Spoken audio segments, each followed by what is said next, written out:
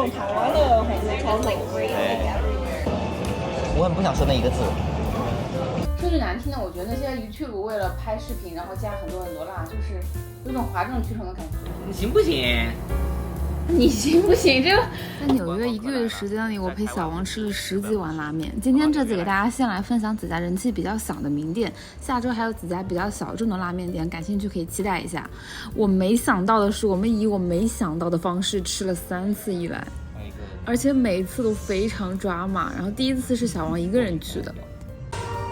哇，中午刚开门一个人都没有，我直接被扔到了最里边的地方，还给我选了座位。好文明 ，No tipping establishment。这边的自助好像只有饮水机，我记得亚洲国家应该是有茶的吧。其实我们俩都没有吃过一兰在日本的本店的味道，虽然他在纽约身价翻了2番，但小王作为拉面爱好者说一定要来纽约试一下。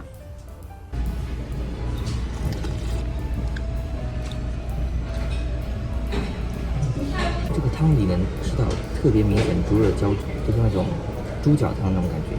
其实和之前吃过的别的博多拉面可能不太一样，猪脚胶质的感觉特别明显。可以说这是一个很浓郁那种猪脚汤，再加了达西的感觉。点的10倍辣，但据说他们家辣应该不是很辣的。日本人吃辣水平也有限。点的这个10倍辣，其实闻着味道挺冲的，现在已经完全拌开来了，我们尝。而且闻着吧，其实拌进去之后，辣味没有限。面点的是这个硬面，没点额外硬，不知道他们家的硬面是有多硬。感觉硬面刚好，一般如果你喜欢吃很硬的面，确实会再硬一格。叉烧是这种就相对来说算比较国切的，因为现在很多新式拉面店流行那种厚切的嘛，这猪肉臭味还是在。他们家这个辣酱应该是特制的它主要是一个那种 paprika 那种辣舌头那种感觉，基本不会跟着你下去太多。他应该是已经帮我把一个蒜放在里面了，好像它可以加额外的蒜，但是要钱。对，加额外蒜要$2，那我们先不加。最后来说下价格吧。我觉得这个一碗拉面，它的分量并不多，肉也不算多，它$22。在美国，其实之前在西雅图，包括在纽约，它有分店的一家叫当波，他们的拉面很好吃，他们的价格平均是13块到14块左右，就这种基础的什么都不加的拉面。这个东西卖$22，确实算比较贵。味道我觉得确实是靠自己特色，至于这个划不划算，就仁者见智者见智吧。总体来说，其实这家店，可能有些人更加觉得应该知道。现在我们回来了刚才店里后来来的太多人了，有点尴尬。就在我们住的地方总结一下吧。我觉得一兰质量绝对是上乘的，确实比美国很多的拉面店都要好很多。它的汤头的油量是可以选的，你可以选这个 richness， 这个其实比较少见的，就说明他们的这个汤和雷是分开装的，现场弄的分开。不可忽略的点是价格，它确实要比别的店贵出几乎1倍。当然，因为它不用给小费，所以其实可能就贵个1.6、1.7倍这样子。它这个价格在纽约有一种就是反正我这么有名，游客都会来。但我觉得它确实比很多国际连锁的东西要做的好一点。就是说，一般这种国际连锁品牌都勉强到及格线，在那个品类里面，他们只是名气比较大。但是我觉得一兰是有做一个比较高的标准。之后本来是要和朋友一起去吃米其林拉面店，但是排队太久，去了旁边一家最近很火的吃马贼索巴的拌面店。哇哦！不用哇哦了，你拌吧。做作的效果。真的服了，现在谁还哇哦啊？咖喱味好重，这个日式的那个 SB 咖喱味，咖喱粉的味道。哥斯拉，红抄手的味道。就是那种味道，就是那种台湾的红薯抄手。你们的都没有肉味哦，我的没有好吃。我们有那个醋味，哎，你就是有种。都有这个肉，我跟他分一下那个叉烧。我给你们一个虾，谢谢。跟自己在家做的味道。有点咸。它炸的好咸，好咸，好咸，真的好咸。它工业下的味道，那面条应该不是自己做的，我觉得。那种超市的那种。我这坨直接就坨成一坨了，坨住了，没煮开。就没煮开。但我这个也是它那个的味道。嗯，你的呢？我的没有。你的是咖喱味。对，我咖喱太重了。你上的是什么味道？我的好像没有那种味道，就是让我闻。哎，真的不是，它那个是葱味比较重的那种。我的好。它是那个就是红油抄手的味道，但是不辣，葱姜和那个酸的那种味型在，然后很重的那个海苔味。比我这好吃太多了啊！你比我好吃。真的吗？我看看你的。你说觉得难吃？我觉得它的比我好吃一点，我的也不难吃，但是就是很咖喱。就是那个晚辉制面的那个咖喱乌冬的感觉。对。但它那个面体就是那个拉面荞麦面，不是荞麦面，是那种不是荞麦面，油面。对，那个手把。它这个肉蛮嫩的，像 prime rib 那种做法，整它慢烤的。它这个辣椒油是芝麻香油做的辣椒油。别说，那感觉这个面挺搭的。不搭，一点都不搭。是用那个 hot sesame oil。那像我可以吃一下你那个面味型吗？可以啊，吃我的也可以吃。我可以吃它的，它的好像跟你的是同种味道。确实。它这个味道闻起来像那个猪肉味很重。我觉得我这个好吃。它那个好吃是吧？它那个有那个红烧狮子头的味道。因为有甜味。对，有甜味，有葱姜蒜味，然后有猪肉的肉米香，所以就哇，这个真的太难吃了，有点难以拯救的感觉，就完全没有风味层次，你知道吗？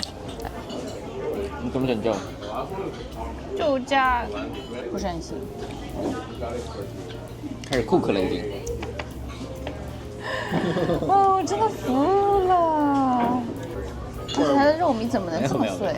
谁知道呢？他们的问题。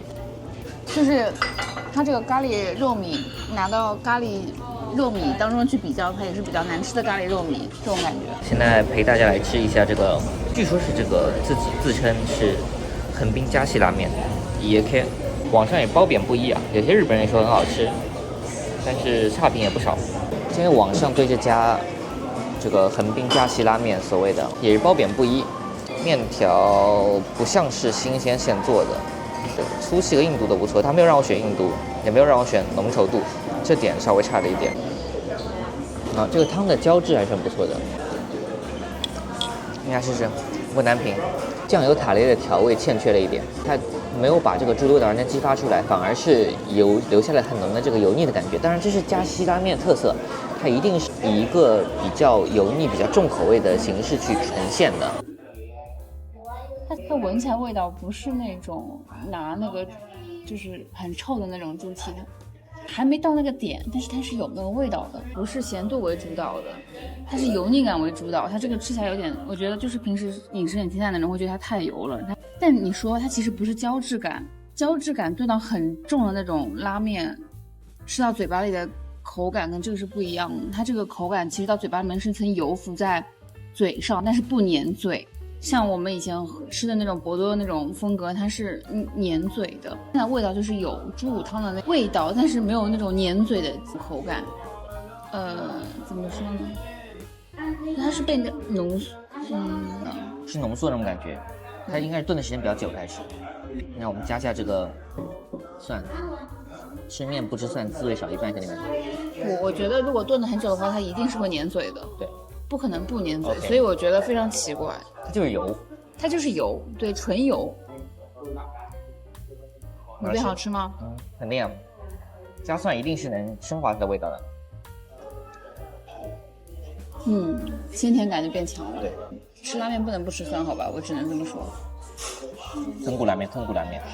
根据我们后来点他们家外卖的实验经验，我100%可以确定他们家是预制调味包汤头，因为汤底冷藏过夜以后并没有凝结成冻，说明根本不是蛋白质和脂肪久煮的汤底。但它有点太油了，就是你吃完以后嘴巴这一层全都是那个油的感觉。对，它只是油，不是胶质，其实。对，它只是油，不是胶质。它这个汤本身喝的时候不会觉得咸，但是你跟这面配着一起吃，觉得好咸。你吃下叉烧，它的叉烧我觉得就是猪肉的品级一般，但是没有猪骚味，就是这样。这家书依然主要2点，一点是面体本身，它面体本身那种预制感太重了，另外一点就是面太咸了。然后这碗快吃完了，真的也太咸了，兄弟们。它的面条本体就很咸。之后我们还是去吃了那家拿过米其林的日本拉面店。来吧，至尊对决。先看看汤头，好稀，不够油也。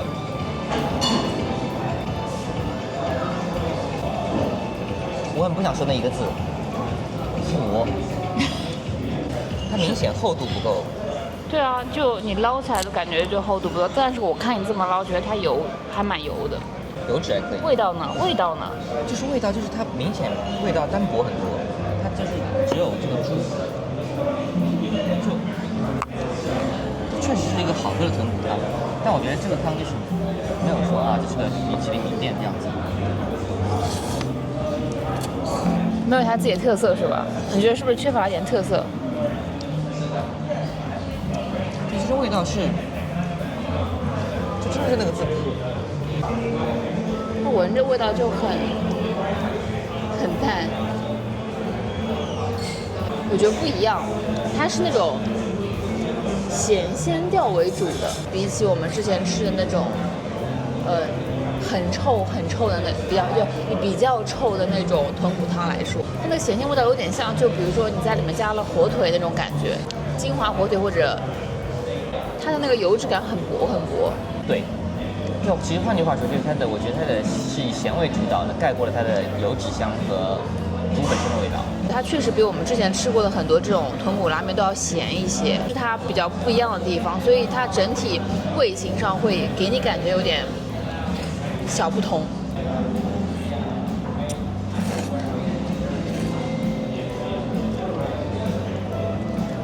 它的面会比跟它用同一种面的其他的这种拉面店会再硬一点，但以我们个人的这个口味来说，肯定还是觉得它就是又硬但是又滑。每个人对于拉面的这种口感偏好也不一样嘛，只是说就是它就是像是有一点滑唧唧的那种略透明的淡面，但是又有一点点像是就是那种细的类似于阳春面一样那种硬面，就是它介于两个口感之间那种。这叫 smoke dashi， 是一个融合了这个豚骨和海鲜风味的一道。你先吃，你先来。我觉得一方面它可能里面加了柴鱼吧，柴鱼本身带烟熏味，然后又可能用了一些我也不知道，你先尝尝。这个蛮特别的。啊，我这边闻就能闻到那个鱿鱼丝的那种类似于鱿鱼干的味道。它柴鱼的味道有点太过抢过那个豚骨的味道。但是我记得我们之前在洛杉矶吃的那家也是鱼介风味的豚骨面。因为你看它直接放的配料，放了蛤蜊之类的，它已经把这个完全当做一个海鲜拉面来处理了。不如一兰的硬面，但不能选印度，我也觉得很奇怪。它们不是同一种面类，你不能这么对比。它不是那种柴鱼的味道，它是那种就是很重的，比如说你们应该都吃过那鱿鱼丝的那种零食，对，它是很重的那个鱿鱼丝味道，然后再加一点点像那种咸鱼干的味道，梅香咸鱼的味道那种，就它闻起来是那种鱼味特别冲，但是你喝起来以后，你说的像豚骨汤给它带来那种鲜甜的味道，烟熏的那种很冲的类似于干货的腥味被柔和化了一点，可能对有些人来说这个味道就有点像走进菜市场那种咸腥，懂我意思吧？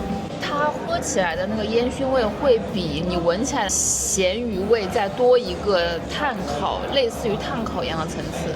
但是我觉得这个好油，这个鱼介汤比豚骨汤还要油，都蛮油的。我之前吃过那种像是一兰的那种豚骨汤汤头，我觉得是那种它是油脂感是被包覆在汁水里面的。